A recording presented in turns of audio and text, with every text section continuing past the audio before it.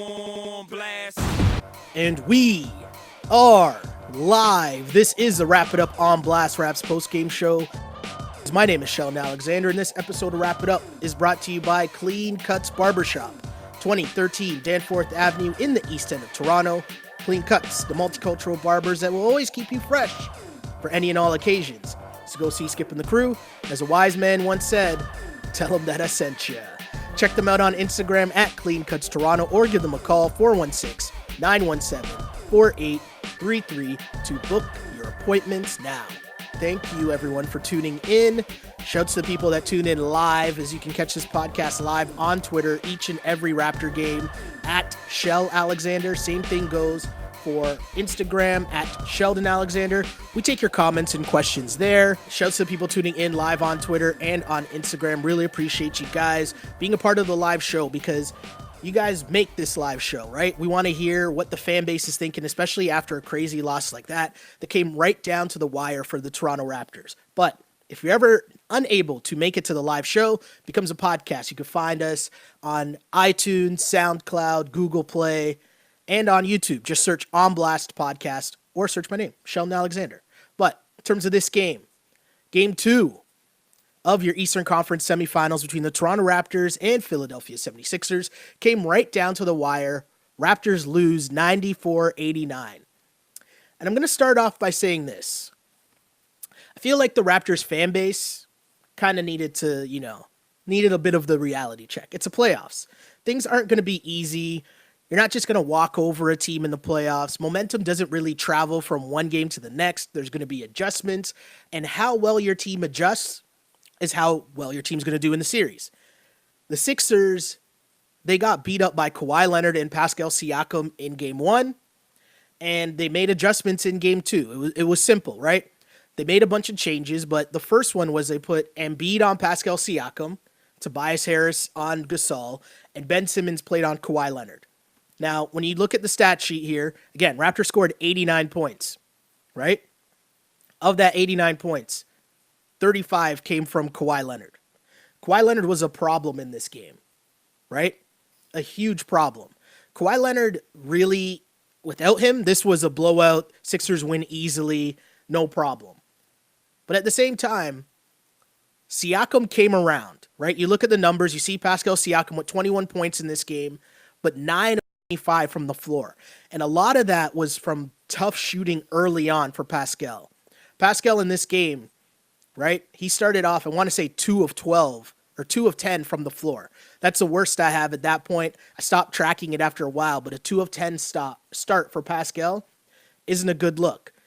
And they didn't really make the adjustment, but what the Sixers did by putting Embiid on Pascal was he was going to give him the 3. He was going to give him that shot. And if you look at Pascal from 3, 2 for 7 in this game.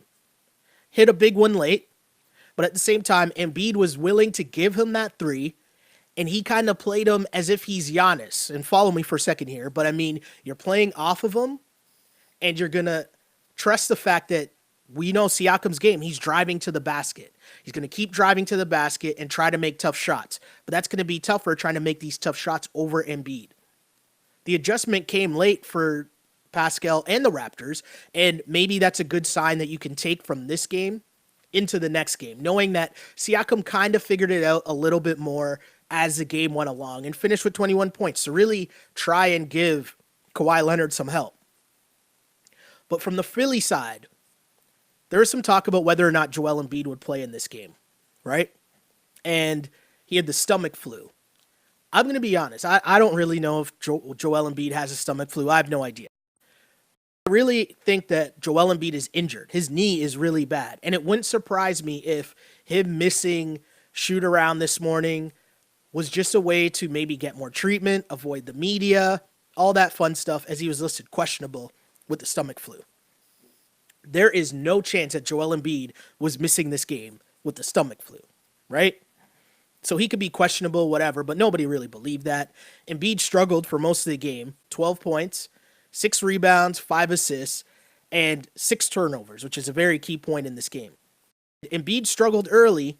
He really did.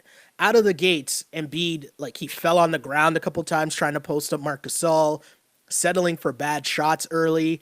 Embiid really, really struggled for the majority of this game. But you got to give credit where credit is due. And down the stretch, the Raptors made this crazy push. And down the stretch, Joel Embiid made 2 monster plays. On one play, he got the ball in the post. Pascal came over and somehow, I don't even know how Embiid pulled this off, but somehow he found Jimmy Butler, who knocked down a massive 3 to give Philly a lead after the Raptors had cut the lead to 1. Somehow Joel Embiid found Jimmy Butler, who hit a massive 3, and that was a big part of the Sixers win. And then a couple plays later, Embiid got the ball at the top of the key. He up-faked Gasol, and Gasol didn't fully bite, but that little bit of hesitation gave Embiid enough space to where he had the advantage going towards the basket, and then Gasol didn't recover in time. Embiid gave him another up and under move right at the rim, got the bucket. That put the Sixers up by 3. Raptors with a scramble play at the end, and Danny Green couldn't hit a wide open look.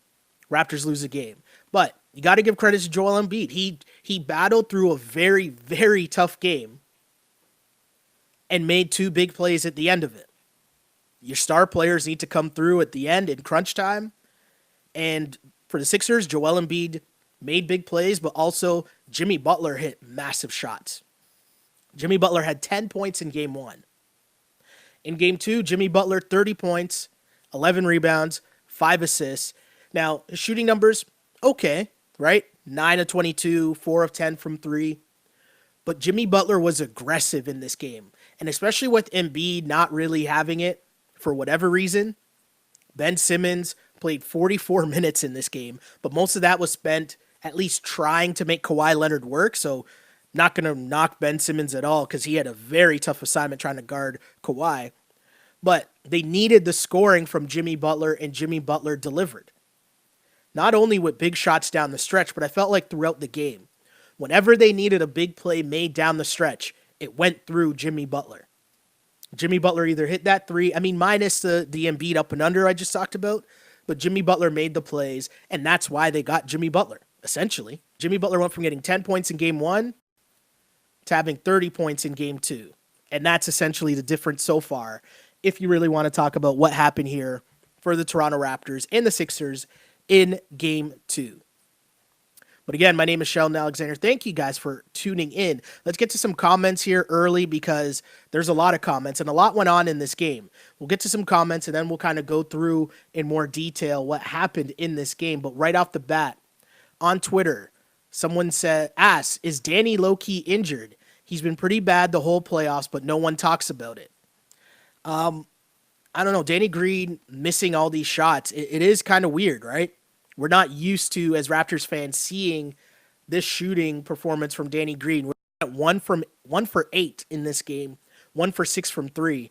And if you're the Raptors and you play out this whole season, how the season's gone along, you can live with Danny Green missing those shots late, right?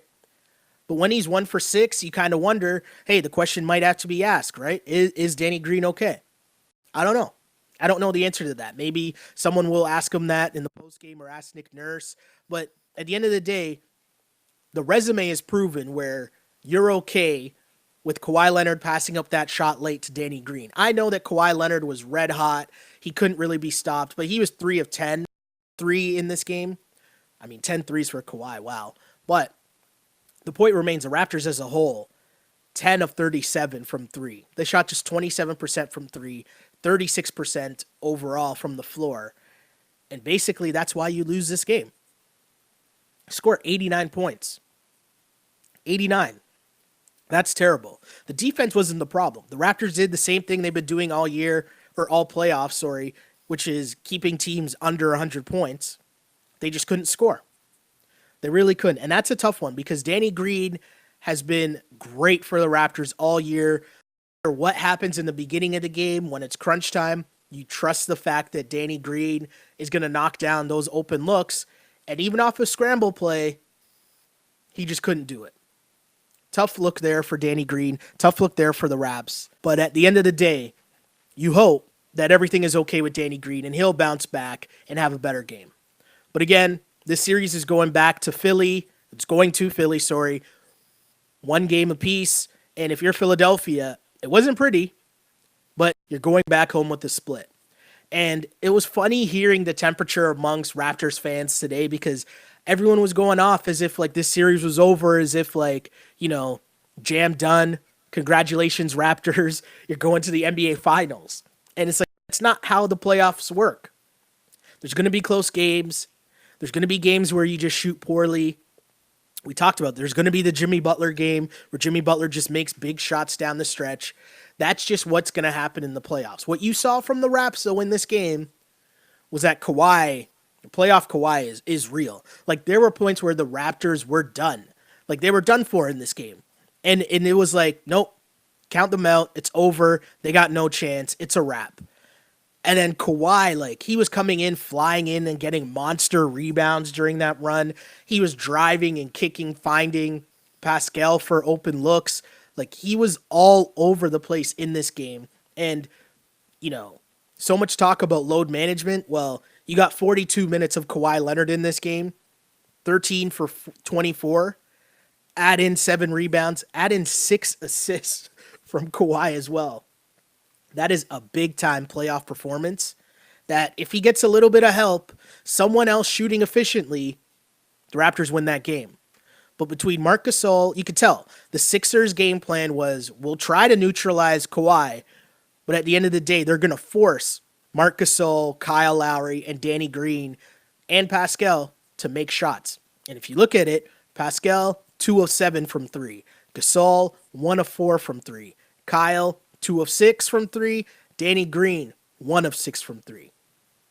If your starters are shooting that poorly from 3, that's going to be a tough game to win. Marc Gasol only had 5 points in this game.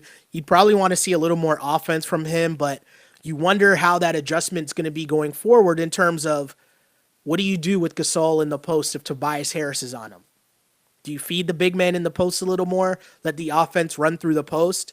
Maybe get some more cutting action? There was a couple plays there where they ran the ball through Gasol in the post. He found Siakam a couple times for a lay-in.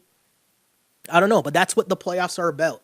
It's about adjustments. And as much pressure as Brett Brown is on, because people keep talking about the fact that if the Sixers lose this series, especially if they lose it poorly, this could be the end of Brett Brown in Philadelphia. Well, you got to give him credit here because the adjustments that he made slowed up the Raptors' offense. You could argue whether the Raptors missed shots. You could argue if that was just missing shots or if it was Philly's adjustments. But the end result is Philadelphia leaves with a split, going back to Philadelphia. They took home court advantage. And that's a win. That's a big win if you're the Sixers. So credit to them. And again, I'd like to get you guys' opinion, what you think of the matchups. Again, Siakam had a massive game in game 1.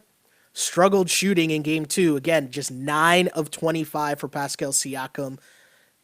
Kyle Lowry, I think, has got to be given a lot of credit. I loved Kyle Lowry's energy in this game. 7 of 17 from the floor. Kyle Lowry shooting 17 shots. I give him credit because he was super aggressive going to the basket. 20 points in this game, 5 rebounds, 5 assists from Kyle. But his energy was the key, especially early on when only Kawhi had it going. Kyle Lowry, everything was downhill. He wasn't settling for jump shots. He was driving to the basket, trying to get foul calls. Had a couple and ones, and that to me was a good look. Let's get to some more comments, though. Someone else on Twitter says, okay, let's just cut to the chase. End of the third quarter. We get within 2, and we go to the bench. Why? I mean, you look at the starters' minutes in this game, and Kawhi with 42, Pascal with 40, Kyle Lowry with 42. You're looking at Danny Green with 32 and Gasol with 35 minutes. So your 3 main guys in terms of Lowry, Kawhi, and Siakam are all at 40 or more minutes. I'm always one to tighten up the bench minutes, and it's tough. It's really tough. You look at Philly, Simmons went 44, Jimmy Butler went 43.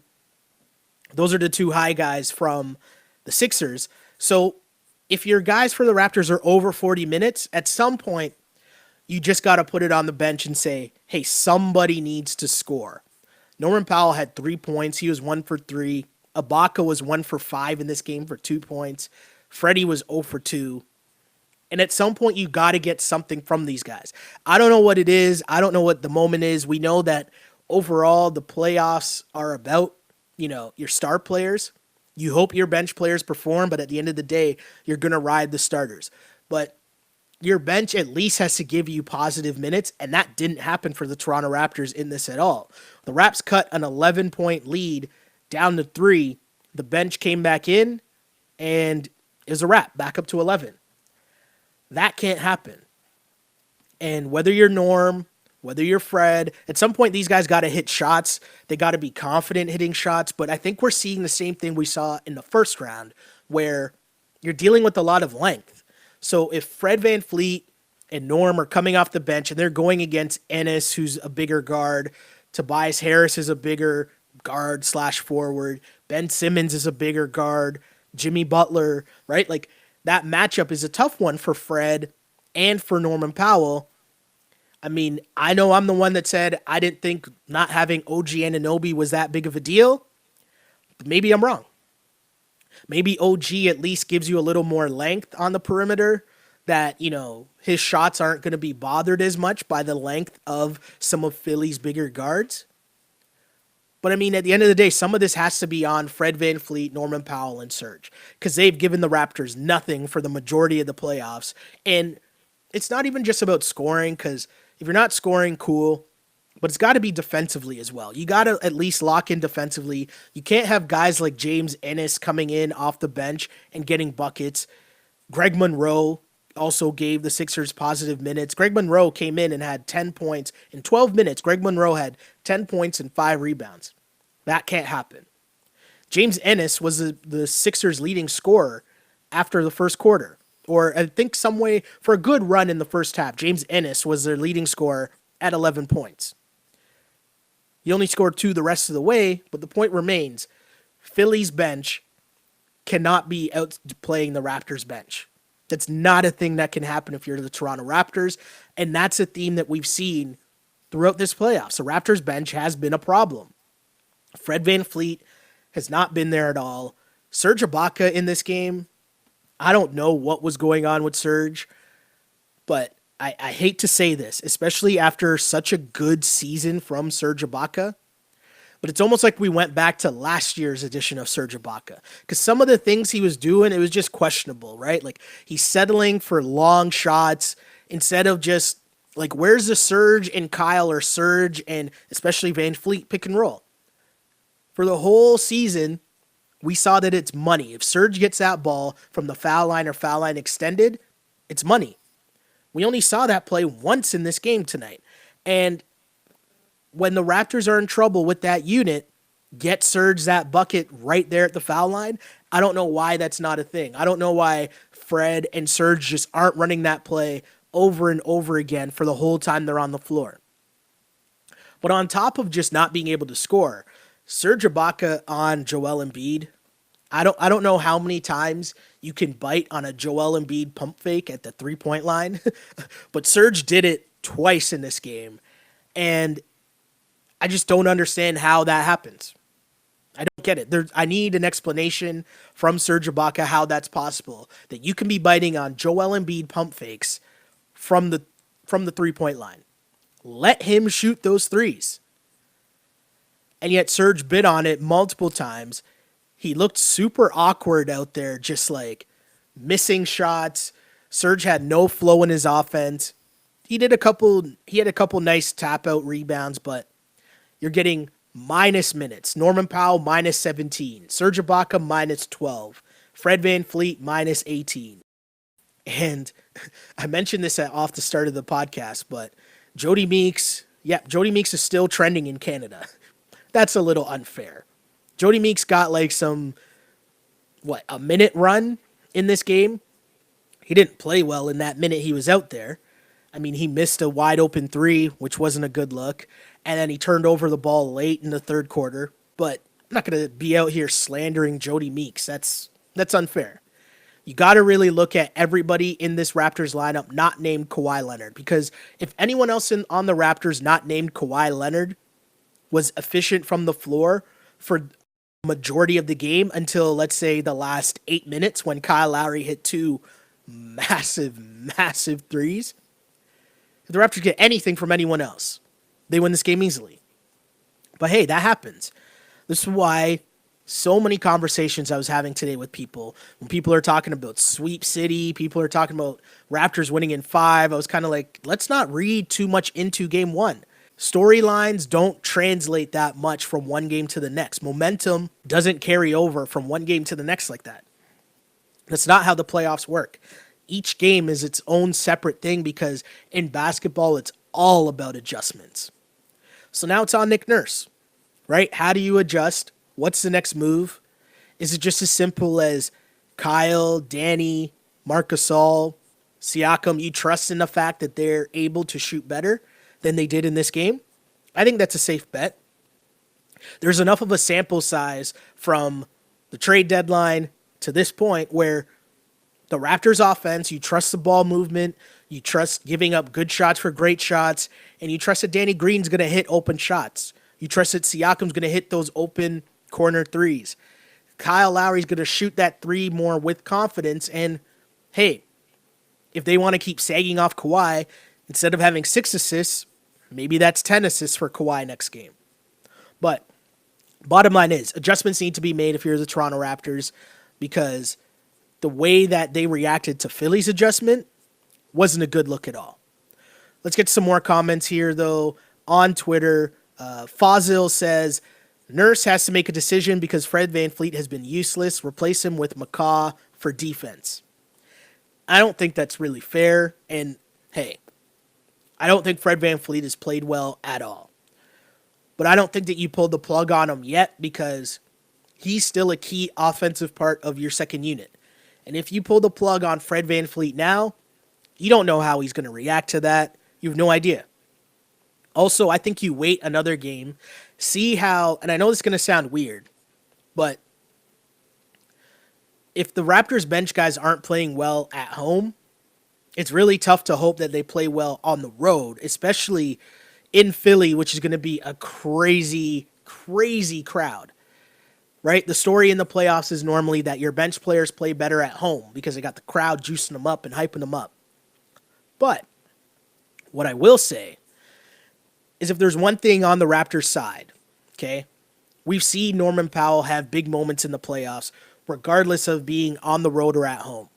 We've seen that before. Fred VanVleet was a massive part of the Raptors team and their playoff runs the past few years. So we've seen that before. Serge Ibaka has been a starter on this team for a long time, right? So I know these guys are all bench dudes, but they're used to getting heavy minutes in the playoffs. And I'm not as worried about them going in on the road as I would be for a quote-unquote normal situation for a team's bench. Does that mean they're going to play well next game? I don't know, but I'm not ready yet to say, okay, we're going to scrap this unit and let's go to Jeremy Lin or McCaw or more Meeks minutes. Like, not ready to go there yet. What I think they need to do is just simply get back to basics and focus in on turning their defense into offense. The Raptors as a team, they work so much better that way for sure. But I feel like for the bench, if your offense isn't going, if you can't get things going on offense, it has to start on the defensive end. And that starts with a guy like Norman Powell. Norm's great at getting into passing lanes. He's great at bringing energy and getting things going that way. And especially when him and Siakam out there, because normally Nurse, I'll give him a lot of credit for what he's doing with these guys. He started out the bench minutes of Fred VanVleet, Norman Powell, and Serge with Pascal and Kawhi. And maybe it's just going to take a while to have a bit of adjustment because those guys aren't used to being on the floor with Kawhi and Pascal. And maybe that has them a little nervous. They don't know whether to go or whether to pass or what to do. They're not used to it. And hey, they better figure it out. But, I mean, you don't want the trend to continue where you're just relying on Kawhi to keep things close and hope that maybe someone will make a play late. But that worked for the Raptors tonight. Again, I know this is a loss and it's not good, but I thought the Raptors would win this series in 6. Obviously, if you think the Raptors are going to win in 6, that means Philly's going to win 2 games. So I'm not rattled by the Raptors losing this game. I just think it was a win Philly needed to get, or else they're in big time trouble. But going forward for the Raptors, it's a sign that, yes, you know what you're going to get from Kawhi, but you need other guys to knock down shots. Let's get to some more comments here on Instagram because there's lots of people tuning in. Again, huge shouts, people, if you're just tuning in now live on Twitter at Shell Alexander. Shouts to you guys for tuning in, taking your comments and questions there on Twitter. Same thing, comments and questions live on Instagram at Sheldon Alexander. Both feeds are up and running, but if you're on Instagram, you want to hear the perfect crispy audio, you want to see the better shot, go to Twitter at Shell Alexander. And of course, if you're busy right now, you might be on your commute, you might be busy at work. We turn this into a podcast that you can listen to the next day, or I guess in a couple hours after we finish this, but on iTunes, SoundCloud, Google Play, and YouTube. Really appreciate all the likes and subscribes and telling your friends, as we're right in the thick of it now. But it's going to be a solid run for this Toronto Raptors team because they didn't deserve to be in this game. For really being serious, they didn't deserve to be in this game, right? They started off this game shooting terribly. They started 5 for 18 in this game. Even Greg Monroe came off the bench and he was cooking. But it just wasn't a good look for the Toronto Raptors. Not at all. And if you look at the end of the first quarter, it was the first quarter of the playoffs that the Raptors had lost. They're down 26-17 after one. Again, the Raptors with 17 first quarter points. If you go back to game one, Pascal and Kawhi had 17 points each in the first quarter of game one. Raptors as a team only finished with 17 in the first quarter of game two. It's not a good start, right? Raptors continued at the end of one quarter. They were 7 for 24 from the floor, 1 of 8 from 3, and yet we're only down 9. So they're lucky to be in it. Second quarter, they could have turned things around, but their poor shooting continued. Midway through the third quarter, all Raptors not named Kawhi Leonard were 4 for 26. That's a horrible look. Meanwhile, James Ennis came off the bench for the Sixers, and he was hitting shots. He was active on the offensive glass, but Philly's ball movement was a lot better. They started this game with 13 assists on 15 made field goals. So they were almost doing what the Raptors normally do to other teams in terms of getting a spark from their bench, but also having a high rate of assists on your made field goals. And there were some huge turns in this game. I mean, huge plays where if you look at it and you're talking about, a 1-point game with under a minute to go, like seconds to go in this game, talking about a one-possession game, and you look back at a couple moments where Nick Nurse gets attacked for arguing a non-call. This was during a Philly 11-4 run. That now extends the lead, right? Those are all points you want back at the end of the game. Now, I understand that obviously, if you just remove the technical foul, it's not as simple as just removing that 1 point off the board because it changes the context of everything else that followed. But at the end of the day, the Raptors, at certain points of this game, got too caught up in the referees. And I'm not saying the referees were good in this game. I'm definitely not saying that. But it's always tough, especially when you're trying to make a comeback, to be putting yourself in a deeper hole by giving away free points. And the Raptors did that a couple times in this game, arguing a non-call on Kyle Lowry. Cool. I understand it. I get it. But what ended up happening was the Raptors would make a little bit of a run. They would get it to 13, and then Jimmy Butler hits another 3, right? Danny gets a tech on that Jimmy Butler 3. Jimmy Butler kicks out his legs.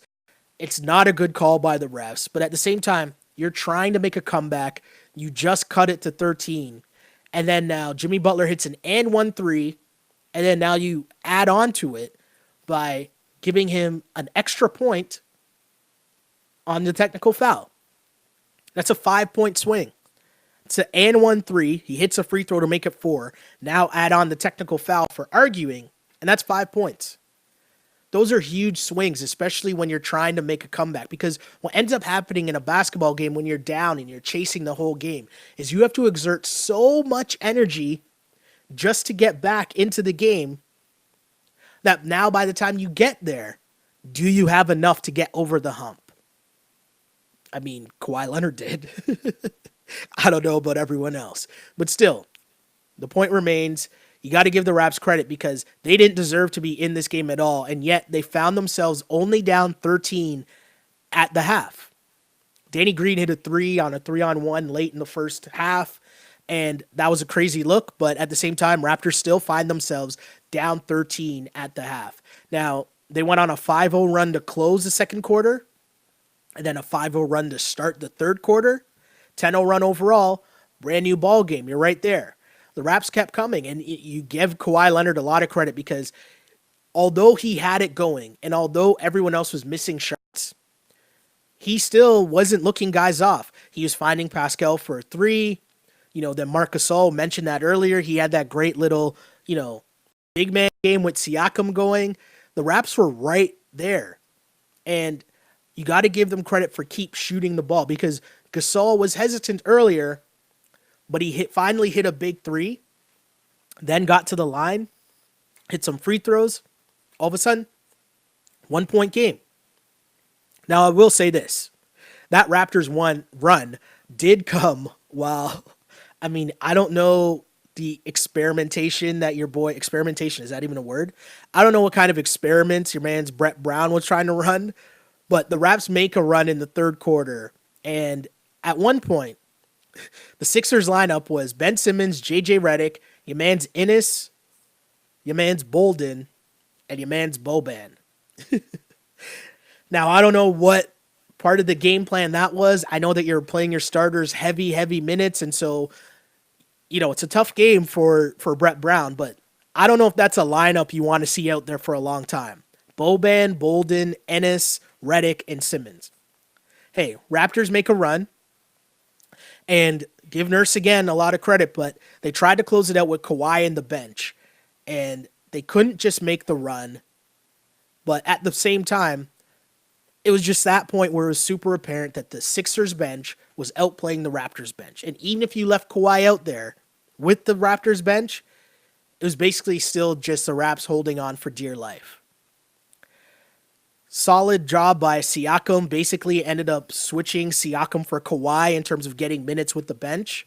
But Serge Ibaka at one point checked out with 4 fouls in 11 minutes. Serge was a big problem, and I don't mean in the slang term way of a problem, like Kawhi was a problem. Serge was a problem for the Raptors in terms of being a negative. Just not a good look. Not a good look at all. Again, in the second half, Kawhi Leonard was 10 of 17. All Raptors not named Kawhi Leonard, and this is how the game started. All Raptors not named Kawhi Leonard started out 14 for 52. That is atrocious. That can't happen.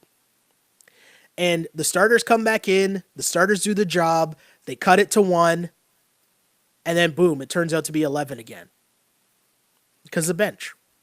That's not a good look. You got to figure out the rotation there. You hope. I don't know what's going on with Norm, Fred VanVleet, and Serge.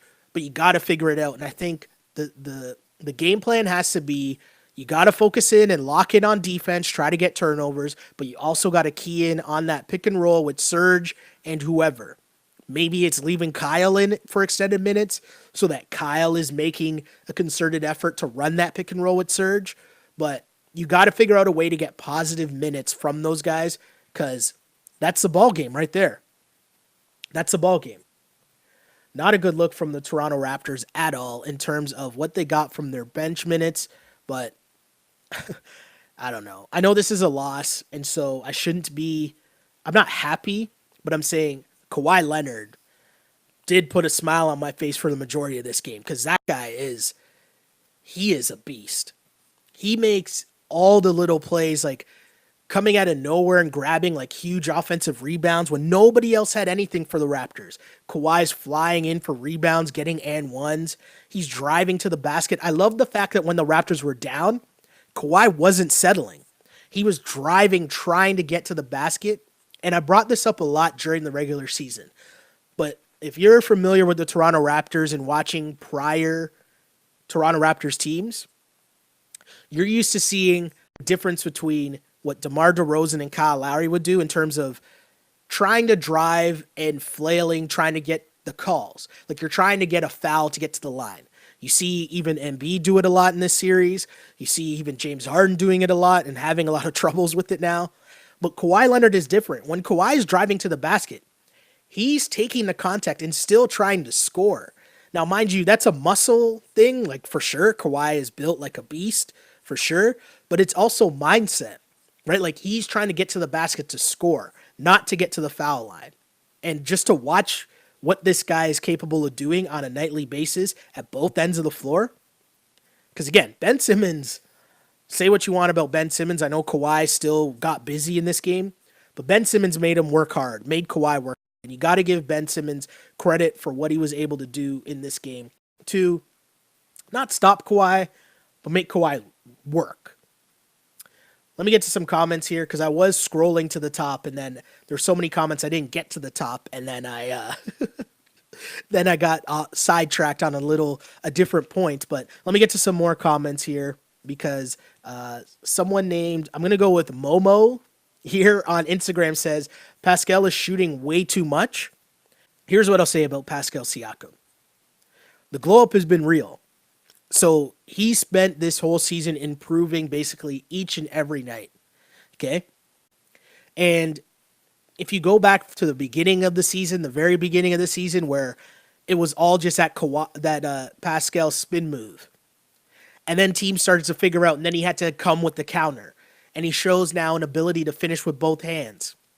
Then that adjustment came from other teams. And now you see him step out and not be afraid to take that three as his three-point shooting improved throughout the whole season. To the point where you saw in the first series, against a team that he struggled against, he gave them the business and he gave them the work every single way possible. Right hand, left hand, spin moves, floaters, jumpers, runners, 3-point, like everything.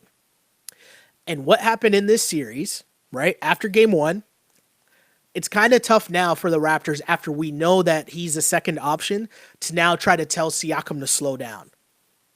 And hey, I've been on the side the whole season talking about, hey, sometimes Siakam's a little bit out of control. But at this point now, you got to just accept the fact that you got to roll with it, good or bad, right? Like that's a gift and the curse. Sometimes it's going to be a little bit out of control, but at the same time, you can't temper that energy because that energy is what makes Siakam Siakam. And there was a play where he forced the shot because, again, the adjustment made by the Sixers in terms of putting Embiid on him, Embiid's not going to chase him out all the way to the three-point line. Embiid's not going to guard him all the way on the perimeter.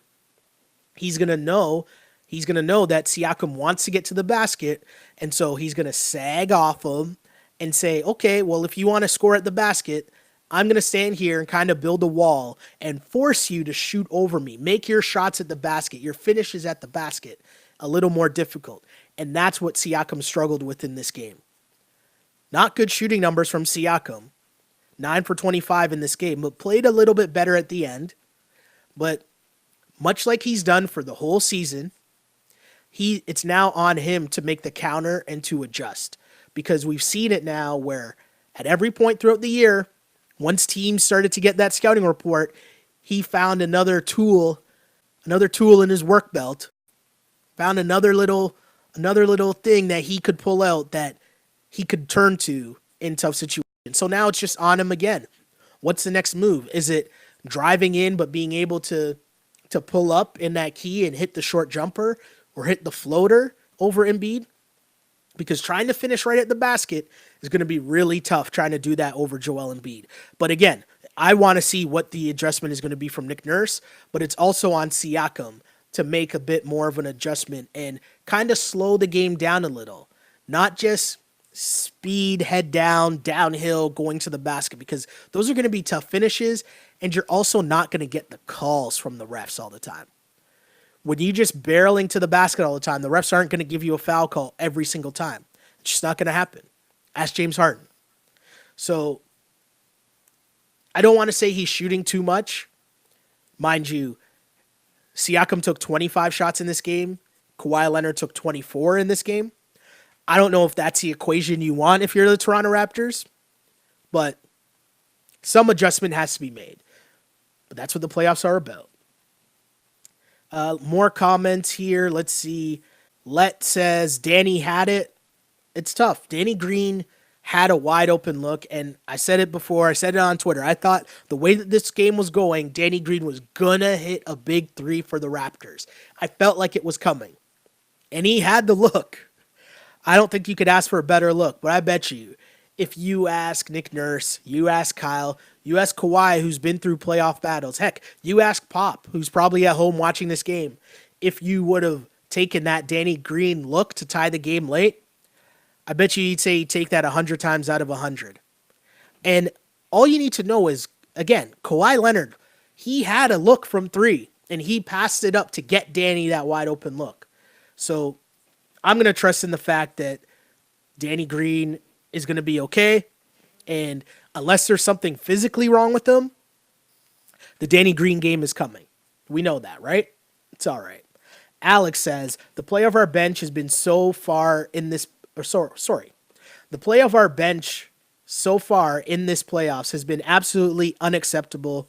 I'm starting to think Fred VanVleet was a one-season wonder. It's been a very up and down season for Fred, that's for sure. And there hasn't been consistent minutes for Fred. But also, Q brought this up a couple of podcasts ago. And maybe there's more to it than we all realized. But DeLon Wright not being there and less minutes with Kyle Lowry means that Fred is the sole point guard out there. And I always think of this line going back to the NBA draft, and I forget who Stephen A. Smith said this about, but he called someone a two-guard masquerading as a point guard. Meaning, you're a shoot-first guard, but because of your size, you're playing the point guard position. And that might be Fred VanVleet. Right? Fred VanVleet, although he is a point guard, he's a backup point guard.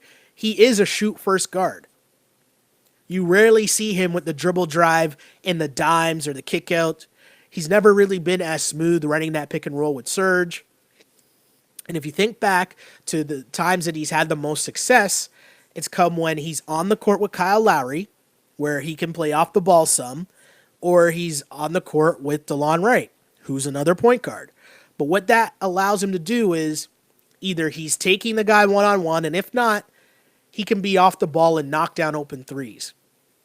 And I don't remember anyways, how many open looks VanVleet has gotten to try to fire it up from three. I don't recall that many opportunities or shots or looks that VanVleet has gotten. And what that means is the offensive ball movement just isn't there with that unit. And maybe it's a matter of, hey, is Gasol in there with the bench for a little more time as opposed to Serge? I don't know. There's something, but you got to figure out something to get those guys going. I'm not going to give up on Freddie yet. I'm not going to give up on Norm yet or Serge because I feel like it's little things. And the strength of especially Norm and Serge is that their abilities are far more than just being able to score. So I still think that they can be valuable to this team by playing hard on defense. And hopefully, again, I know I keep saying it, but turning your defense into offense. Let's get to more comments. DJ Raymond simply said, hashtag let Kawhi cook. It's a beautiful thing, isn't it? And I keep reminding people of how mad we were about load management. Or I shouldn't say we, because I was never mad at load management. But you're seeing load management pay off now because Kawhi, unleashed in these playoffs, is a beast. I said during the game at one point, just give Kawhi the ball and everyone else rest up on defense to get stops because he was a man possessed and wasn't being stopped. I like seeing these comments too on Instagram. Someone's just saying, great game. It's like, it's a playoffs. It's not supposed to be easy. It's not supposed to be easy. And these are big-time games with star players, right? Ben Simmons, Joel Embiid, Tobias, Jimmy Butler, Kawhi, Siakam. Like, you're talking about Kyle Lowry, Marc Gasol. You're talking about all-star caliber players. This is going to be a good series. And, yes, the Raptors didn't shoot well in this game, but you got to really break it down and think now through two games. Kawhi Leonard's played really great, shot really well, and Siakam also shot really well in game one. Siakam shot really poorly in game two, and that's the difference in the series.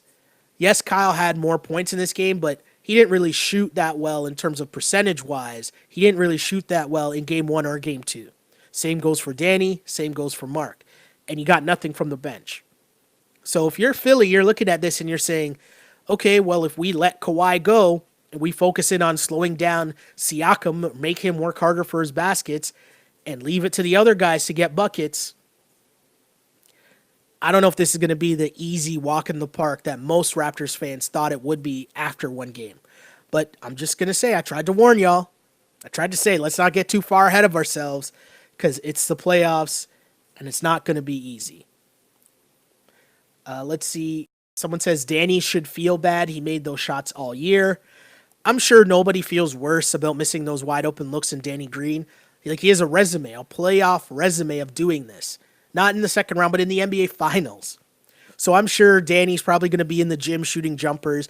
I'm sure, I haven't heard the post-game clips, but I'm sure Kawhi is saying that he would have given Danny Green the ball again in that same situations.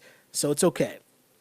Diaz says, we're going to be fine, guys. Missed a ton of shots. Most of the boys had an off night. I'm only worried about the bench.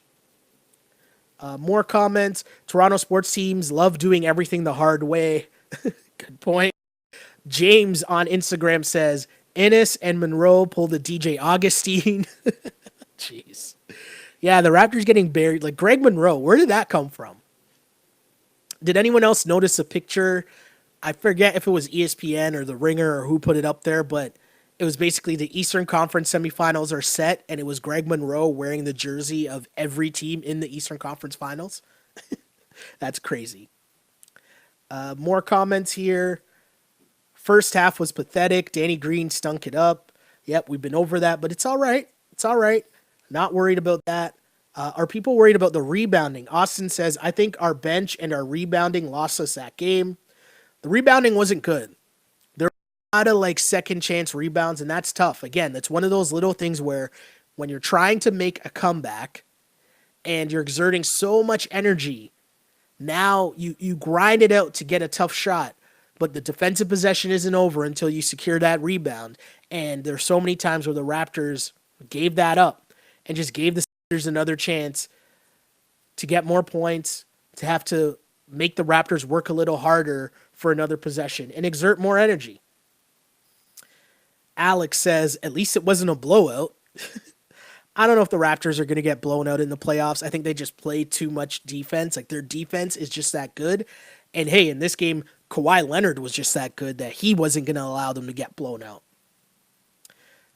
Derek says, pretty much as bad as you can play and still came down to the last shot. Hey, that's a good way to look at it, right? That's a positive way to look at it. And if you're the Raps, you're going to look back at this game. Like, if this series ends up going 6 or 7, you're going to look back at this game and think this was a missed opportunity to take a stranglehold on the series. Because who knows what Joel Embiid's health is?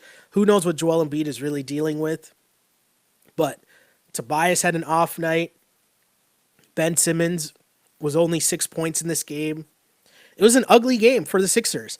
And I feel like this is a style of play the Sixers have to win with. It has to be a slugfest, kind of grind it out. Like, the Raptors want free flowing. They want to run up and down, hit threes, get all that going. The Sixers, I feel like they're at their best where down the stretch, we saw it, dump it into Embiid, let Jimmy kind of cook on the ISO, but that's half-court basketball. That's how the Sixers won this game down the stretch. That was their style of play. The Raptors need to get out in transition, get Pascal easy buckets, have that ball movement to get Danny Green wide open looks. Same for Gasol, same for Kyle Lowry. Let's get to more comments here. Darren says, I feel like they could have done a better job of controlling the pace by slowing it down. Not to mention the defense was lacking. Can't wait to see the adjustment Nurse makes. That comment is the opposite of what I just said. I honestly think, yes, controlling the pace is key, but I think the Raptors need to speed it up because so much of what Siakam does is based off of energy. And now you're asking, Tobias Harris or Jimmy Butler to also tire themselves out because they got to log major minutes, but Siakam is more bouncy. Siakam has more energy. I don't know if they can run up and down the court, run suicides with Pascal Siakam up the floor for a full game, and then get buckets like they need to make the Sixers win. Let's see more comments here. Horrible game, tough one to take, but Philly is a damn good team. No one said it was going to be easy, but it could have gone either way. Got to make shots. Another comment. I don't know what to say about the refs at this point. Again, I don't think the refs, I'm never here to blame it on the refs. The refs weren't good. I mean, there was a point where I still don't know what Brett Brown was mad at, but Brett Brown fully ran onto the court. And then I don't know what happened, but the refs didn't see it. The refs didn't call it. It was a weird move, but either way. So many comments here. My guy C. Brown says, good luck with this show, my man. That was absolutely painful to watch. Another comment from Jeez says, Gasol passed on too many easy shots. More comments. But what a time. Do we not put Kawhi on him? I don't know if that's Jimmy Butler, but I don't know. Either way, I'm not going to make that call. I don't think that was a big deal at all, or as big of a deal as people are making it out to be. This Instagram feed is about to go down, but huge shouts to the people on Instagram. Really appreciate all the comments. Shouts to all you guys. Derek says, if Gasol, Lowry, Pascal, Green, Ibaka, Powell, Van Fleet, or Meeks play just a bit better, the Raptors win. And that's hilarious and should give us hope. That's a very good comment, and I think that's a good way to close down the Instagram feed. Again, thanks for tuning in, guys. Appreciate all the comments from the regulars on Instagram. Always appreciate you guys being here in the comment section, filling it up, and giving me someone to talk to. Someone says, call out Nick Nurse. I don't know if that's a thing. I'm not really mad at Nick Nurse. I think taking the tech, that wasn't a good look. He can't make Fred VanVleet, Norman Powell, or Serge play better, so I don't know. He can't make guys hit open shots, so I'm not going to blame Nick Nurse. Someone says, my point is Nurse is a coach. He should have anticipated these adjustments and devised a plan to counter those.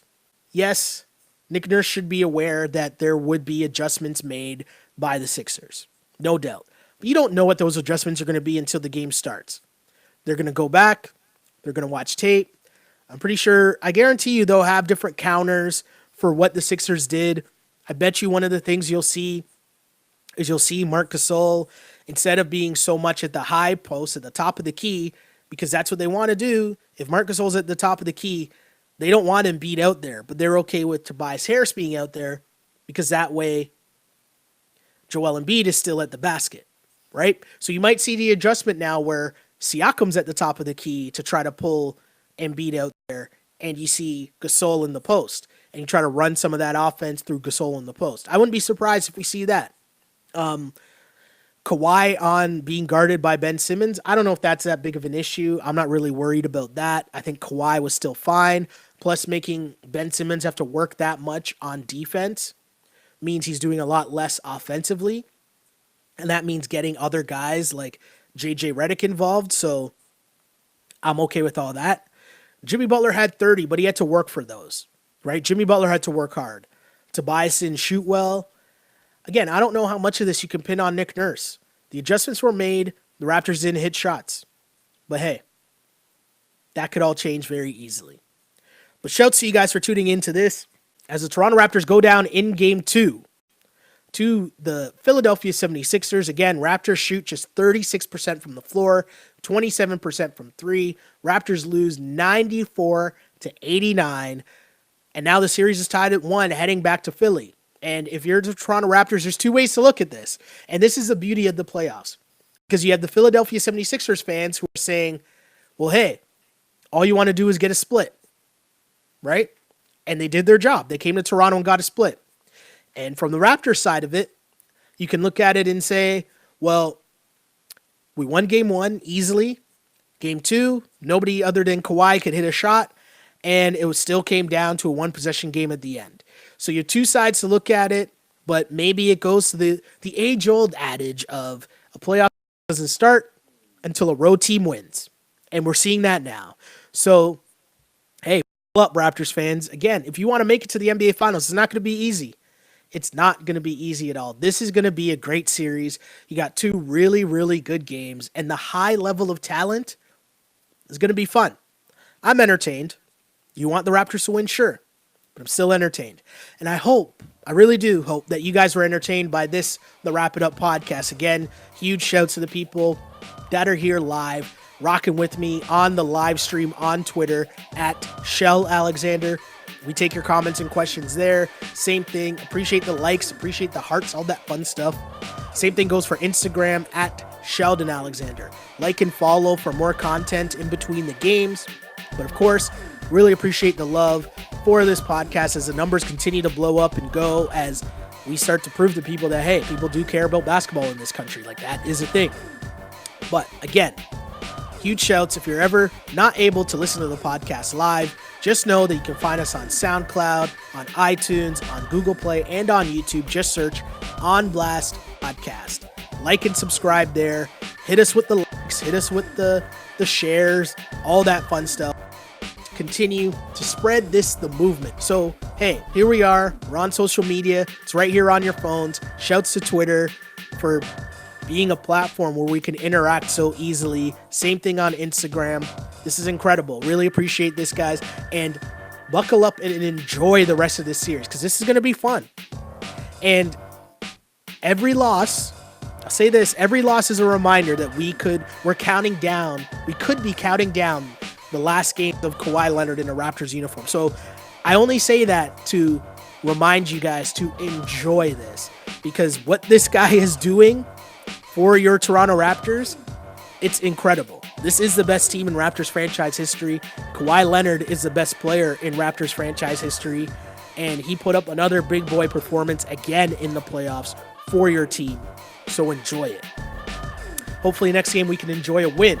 But I'll see you guys on Thursday after the Raptors play in Philadelphia. But my name is Sheldon Alexander. Thanks for tuning in. I really did used to pray for times like this, to rhyme like this. This is the Wrap It Up on Blast Raps post-game show. As always, unpolished and unapologetic. Until next time, see ya.